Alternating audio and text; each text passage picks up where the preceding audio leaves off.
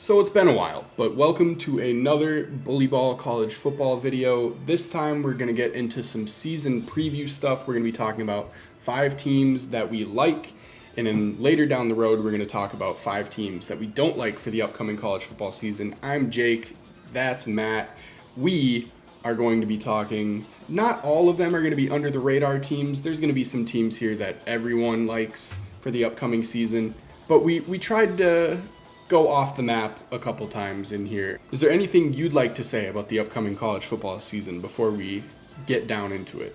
Like Georgia. Is that a hot take? So that's actually kind of a good segue that we're not just going to list, the top 5 teams on the preseason polls, even though we got one of them in there. But we're not going to talk about Georgia and Ohio State and Michigan and the teams that everyone kind of seems to be in agreement are going to be good. And just because we put a team on the list of teams we like, that doesn't mean we think they're going 13-0 and they're going to play in the playoff.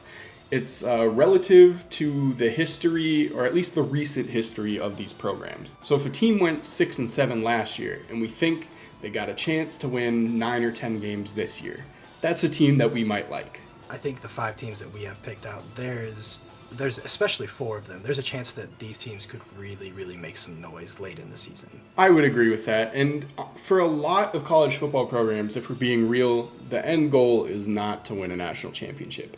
If for a lot of these teams, especially like lower level teams in major conferences, if you can just ruin somebody else's season, you did great.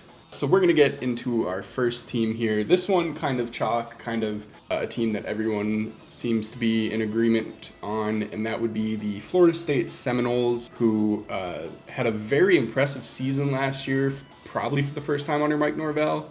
And this year, on paper anyway, looks like they're poised to do something big.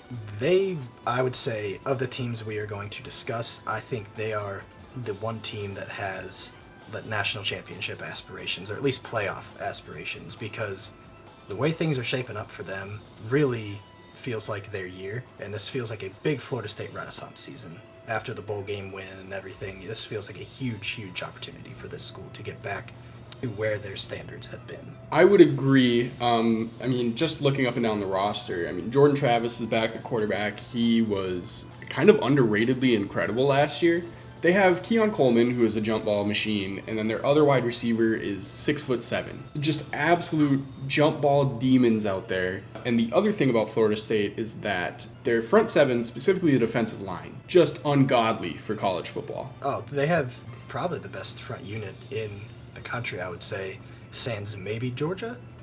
Florida State, just straight up, they're going to be a problem for anybody they play. And the thing is that they play in the ACC. So really, this is a 3-game schedule for Florida State. Week 1, they're opening against LSU, but they don't have to go to Death Valley.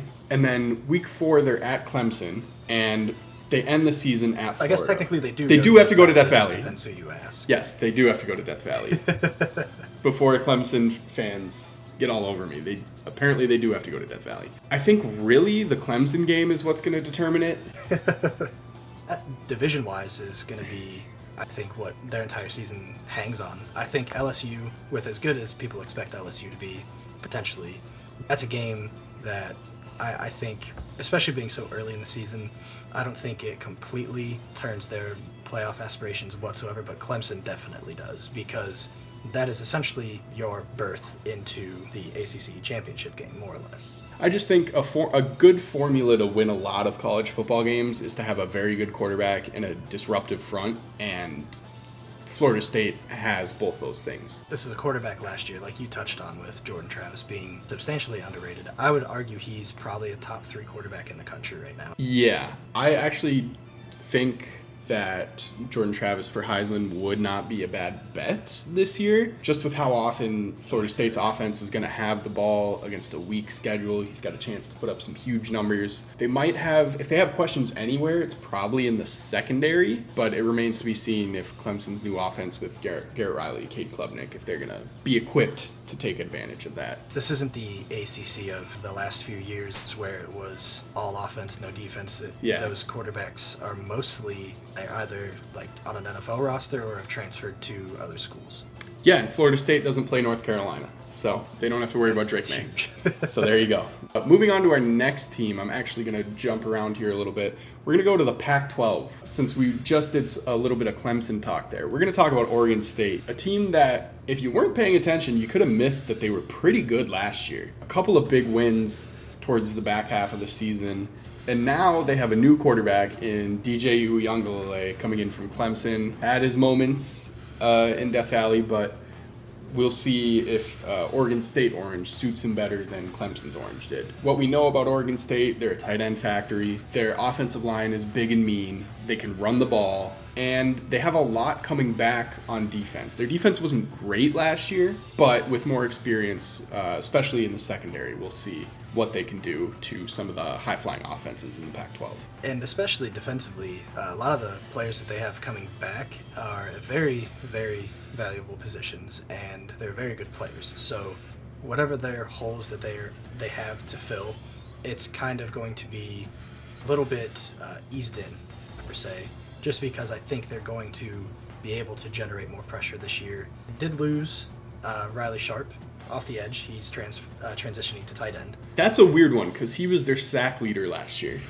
I would say that's probably the one team in the Pac-12 to watch this year, outside of like your namesakes like your USC's, UCLA's, Oregon's, and Washington's, is because this is a team, like you touched on last year, it was incredibly disruptive. They took Washington to the wire at Washington, and then they made that huge comeback against Oregon, beat Oregon at home.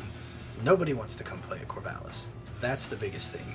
And they very well might be like, this is a team we're going to look back at and we're like, wow, we really missed on this, or man, we probably should have hyped them up more than we even are now, because this is a team that has a chance to build on a 10-win season with potentially another 9-10 win season.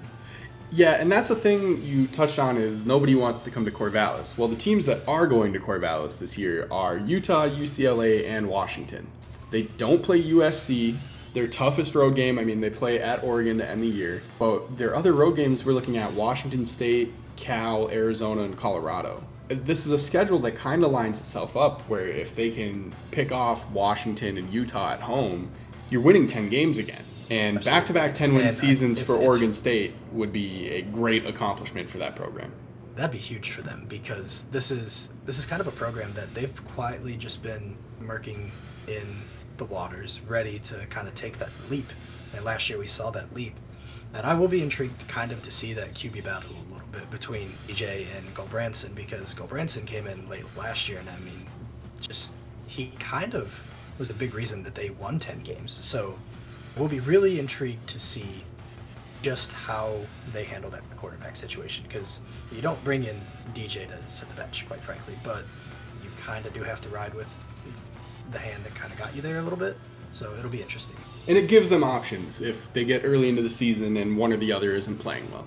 And I will say, I think Washington State, that'll be a really interesting game, because if they're having QB issues by that game, that's probably a game I could see them losing. But they can win a game there, man. If nobody wants to go to Corvallis, nobody really wants to go to Pullman. We watched it happen to Wisconsin last year, no? Yeah, those are the. Actually, that was at Camp Randall. Was that really? Fun Okay. fact about that game.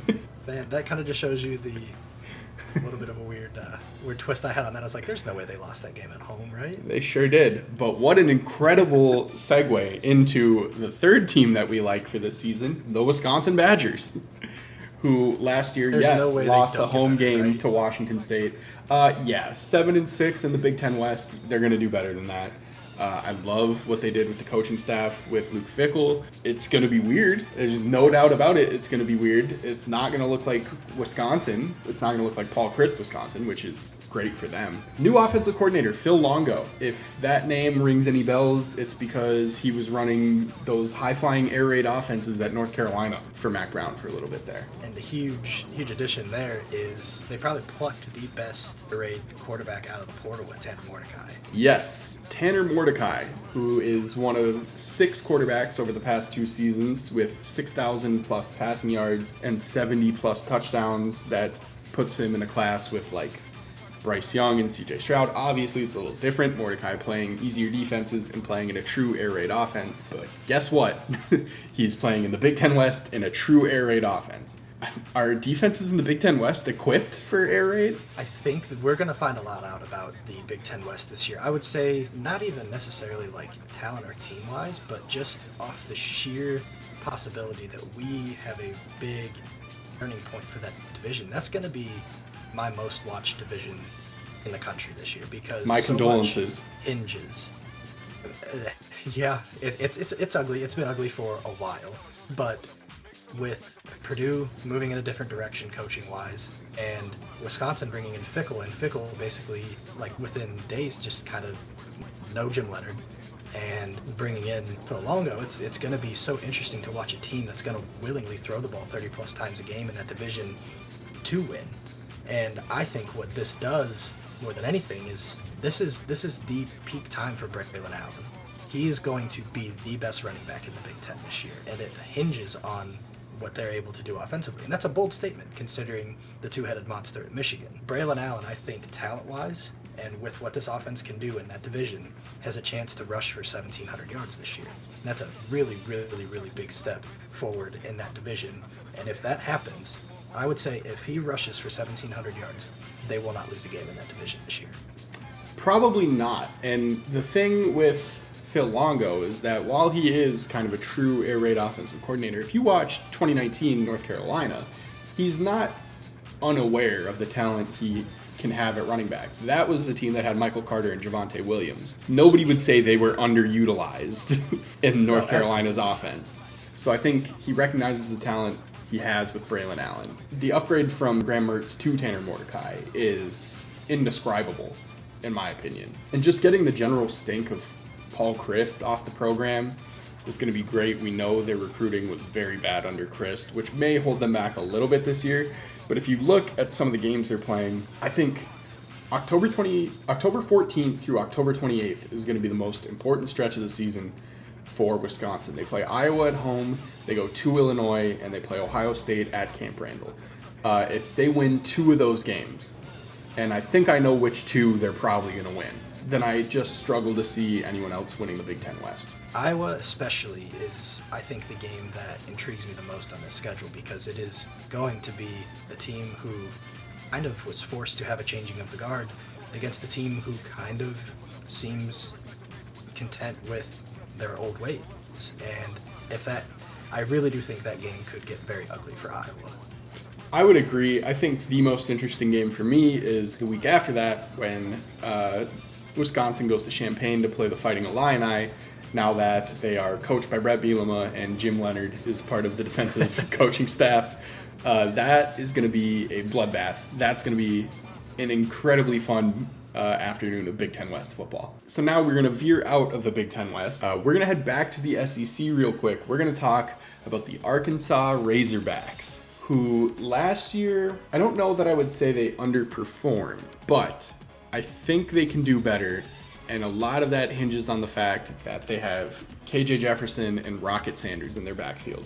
And if you can show me a team with a better quarterback running back duo, I don't think it exists. I 100% agree with you. So I've gotten the benefit of being able to cover the SEC and then cover Tennessee the last few years, and every single year you watch Arkansas play. With KJ Jefferson, just watching his growth as a quarterback, this is a guy who was more than comfortable beating you with his legs, and he very easily can. Coming into last year, if he was able to stay healthy all season, there's a legitimate chance you look back at this season, you're like, oh wow, that guy had a real shot at getting to New York, because last year he put up almost 2,700 yards passing and threw for 24 touchdowns to just 5 interceptions, good for 9.6 adjusted yards per attempt, and then he ran for another 640 and another 9 touchdowns. And this is, mind you, he was banged up for a lot of this season, and he still put up those numbers. Yeah. He's in the going SEC. to be so good this year. Yeah, that's the biggest thing. And they play in a absolute monster of a division. But I think the thing that benefits them the most right now is the fact that they have the schedule that they do. They have, I don't want to say I never want to say easy in the SEC, but they have about as favorable of a schedule SEC-wise that you could probably draw for this season. Like, their first 3 weeks should be cake for them. Western Carolina, Kent State, BYU. Then they have to go to Baton Rouge to play LSU. That's a tough game, but it's not unwinnable. Last year on ice, no, not at all. I'd say those two teams, that's going to be kind of a breaking off point this season, I think, is that game. They have this month-long stretch of really tough games, and they're all on the road. LSU, A&M, Ole Miss, Alabama. I genuinely think they can, at worst, go 2-2 there. They have a real shot of going 3-1 there. Alabama, this is the weakest you're going to catch a Bama offense. That says a lot because Bama's defense is going to be special this year. So yes, it's kind of it's fascinating. That game is a big one in Tuscaloosa. I mean, if you remember last year, a not insignificantly injured KJ Jefferson had Arkansas back in that game late against Bama. Of course, Jalen Milroe played that game. But that's the thing with Alabama is. Yeah, we'll get into Bama. We'll get into Bama. But like the last month of the season, though, I really think Arkansas has a really, really good chance to kind of tie this season up with a really nice bow. They have to go to the Swamp, which is a very winnable game against this year's Florida. But they're home the last 3 weeks of the season: Auburn, Florida International, and Missouri. There is an 8 to 9 win potential there. This is going to be a really, really good team this year. I would agree. I think people might look at their schedule and say, look at all these difficult road games, but look at all these easy home games. When you're talking about Western Carolina, Kent State, BYU, Mississippi State, Auburn, FIU, Missouri, they should win every single one of those. They've completely cleaned house coordinator-wise.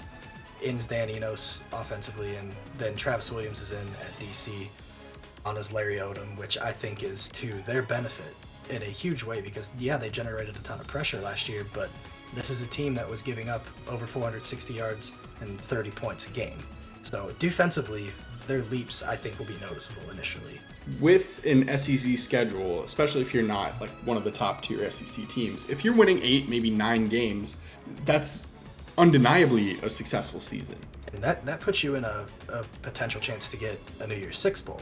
9 wins in the SEC is a big deal. And moving on from Arkansas, we will round out the teams we like with Kansas of the Big 12, one of the more fun teams in the country. Jalen Daniels, absolutely electric. And Lance Leipold's offense is just so much fun. And when you're talking about the Big 12, a conference where anyone could break out and go to the playoff, or all of them could go 8-4, and none of it would shock me, I think Kansas is kind of, I don't know if they're necessarily an under-the-radar team, but they're kind of a team that gets lost in the shuffle among the big names that might have a chance to do something this year. No one takes Kansas seriously yet, and that's kind of, I think, the biggest reason that they're here is the big word there is yet. This is a team that I feel like has a big jumping off point with this season, very similar to 2021 Tennessee, where it's, granted, 2021 Tennessee went 7-6, but that's also in the SEC. That season established that, hey, Tennessee is back. Like, they have a real shot to build a sustainable program, and that's exactly what they showed last year. And I mean, they ended up beating Clemson in the Orange Bowl. I think Kansas has a real shot to establish themselves, especially after realignment comes, to establish themselves as like one of the top third teams in the Big 12 with Leipold at the helm. And this team this year is going to be so much fun on offense, man. They returned 10 starters, 17 total, but 10 of them offensively. And if Jalen Daniels can make a leap as a passer, this is going to be a top 10 offense in the country pretty easily. The offense last year looked like an absolute force before Jalen Daniels' injury, and it didn't look bad after Jalen Daniels' injury. But he is such a difference maker, especially in a conference like the Big 12, where, you know, defense kind of comes at a premium. When I look at the schedule, I struggle to think that there's not a real chance in here for Kansas to win, 10 games? Yeah, in that conference, you never know, but this is... Anything could happen in the Big 12. But with the portal additions that they pulled on defense, semi-favorable schedule. I mean, at Texas is tough. At Oklahoma State might be tough. Who knows? You get Kansas State at home. You get Oklahoma at home. They have an interesting non-conference where they're playing Illinois, BYU, and UCF. But Generally, I think they're going to play a lot of fun games, and enough games that are a toss-up to where if just a couple bounces go Kansas's way, which has not been a thing that happens in the history of college football, we could be looking at a 8, 9, 10 win type of team here. This is one of the few teams that we're going to talk about, like Vegas odds in terms of win totals. This team right now is sitting anywhere from 6 to 6.5 wins. This team could win 8 games, and I would feel like there's a chance that they could have won 9 or 10 because they're probably going to lose a couple close games. Their defense won't quite be where it needs to be, but it's going to be better than last year because it's impossible for it not to be. They were so bad defensively last year. If you're not scoring 45 points on Kansas, you're probably going to lose. So those are the 5 teams that we like for the 2023 college football season. We did not technically give any betting advice. If you use the teams we like to place a bet and it hits, you owe us money. Thank you very much for watching, and we will see you when we release our 5 teams we dislike video, which should be coming out shortly. Subscribe to BULLYBALL, like, comment, all that stuff, and have a good one.